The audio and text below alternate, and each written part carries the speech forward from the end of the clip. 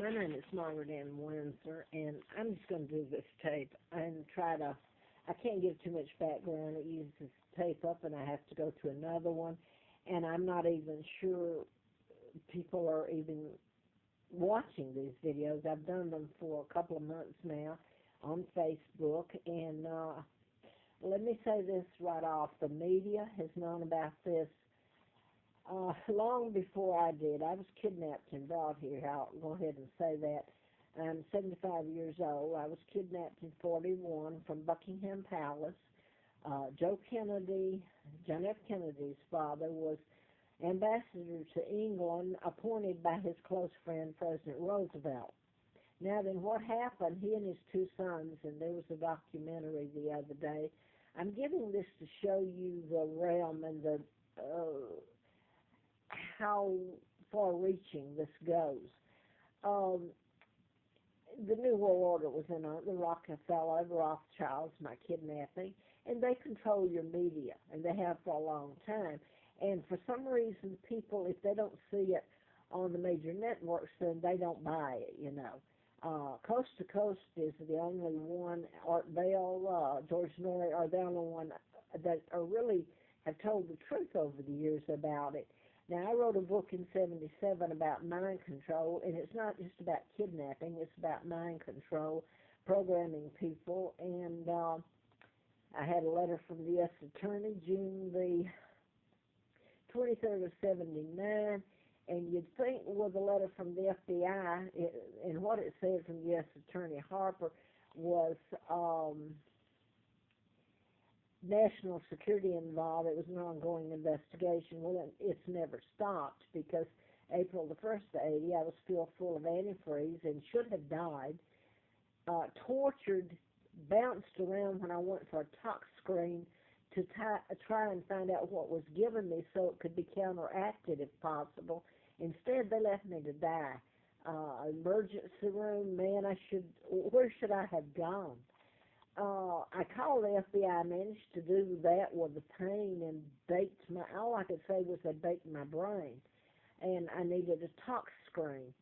And I mentioned the FBI that I had a letter from them, and instead of them helping me, they were waiting on me. In fact, the doctor at the emergency room at West Paces Ferry, I'm told later when I managed to live, wasn't even on the staff there, so the hospital wasn't responsible for what happened. Well, you should see what happened. Every law in the book there broken.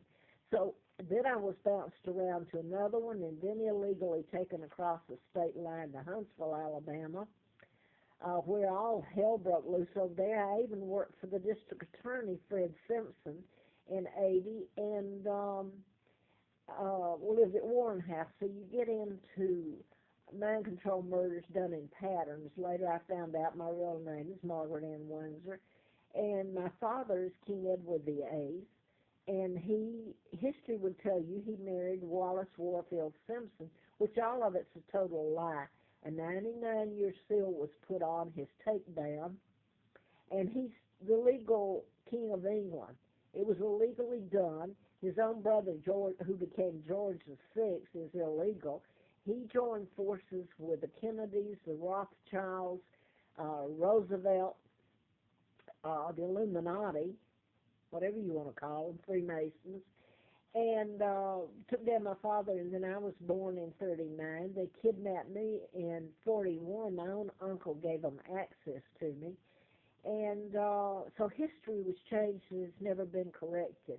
I was brought to Moulton, Alabama, given the name of a twin. Peggy Ann Dempsey married a Childers, and both twins, Carl Preston Dempsey and Peggy Ann Dempsey, were killed by their mother, Lina Dempsey, and it was all covered up because in the state of Alabama at the time, she would have faced the death penalty.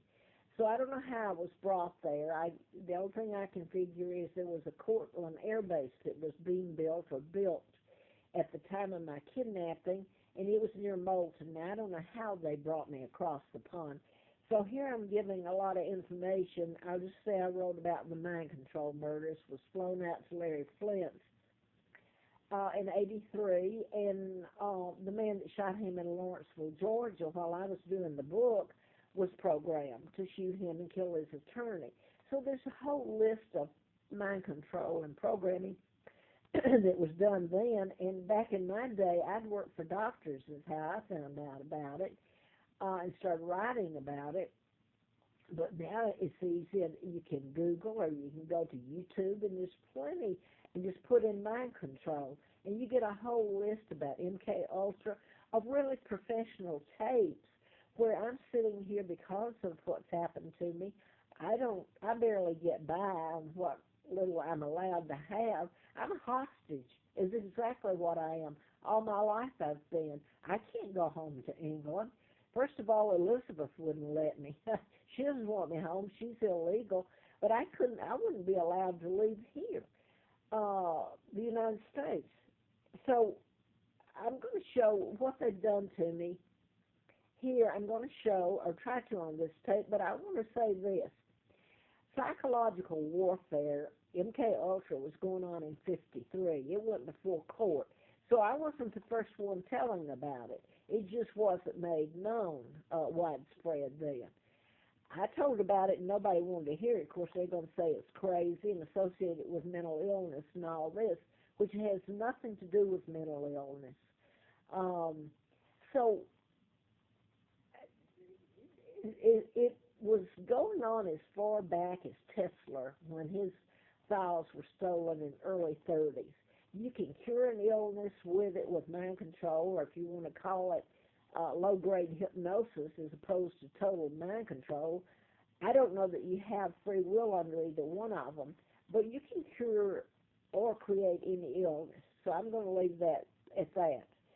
Now then, when I came up here, I am going to say this, and got off the bus. I mean, I was put again on the side of the road trying to walk from one town to the other, run from that one to another. I had no place to stay. Begged for the cops or somebody to help me pay for a night so I could get at a motel so I could get off the road. I came here and I lived on the Appalachian Trail just so I'd have a place to live. Froze, starved. People wouldn't help me. They said that they were told not to. Then I can name names. I've put them on prior tapes. Someone who owned an ex-Sun station in Troutville near the trail, near Roanoke, told me that, or his wife did, and I've never seen her again. She was deliberately there. She said, people around here, all of them know what's happening, going on with you, but they don't want to get involved. They're afraid it might affect them. So, I'm rambling, aren't I? It's very hard to put all this in and give background, and I don't know. The thing is that psychological warfare and programming has been going on a long, long time. So they can modify, and I've read this, I even Googled since I got this phone and could do it. I Googled, and they're telling about programming and modifying behavior that I was telling about back in 77, 78. And all these things were done to me and my children, Mark and Scott. So I'm going to skip the thing. Let me say this. If you say you're the Queen of England or you're a monarch, even though you might be and you've got the proof, if you've been framed and set up, they'll haul you off and start giving you psychotic drugs quicker than you can blink an eye. They say it's hard to do. Oh, hell no, it's not. And try to get it prosecuted. Now then, if there's just about anything you say or do, or you can be triggered. Somebody deliberately wants to trigger you and provoke you, and then they can go down and get a warrant out and say that you're acting irrational. It's so easy. And here's where I'm going to say, these fit in the patterns, and maybe you can follow this. If you can't, if you care enough, you can go back and get the other videos and Facebook and follow me some. The Aurora, Colorado, James Holmes. The Tucson, Arizona, Mark and Scott Kelly. Mark was married to Gabby Gifford, and she was a U.S. congressman. But these were all done in patterns, in the Columbine, and then you going up to the Sandy Hook. And the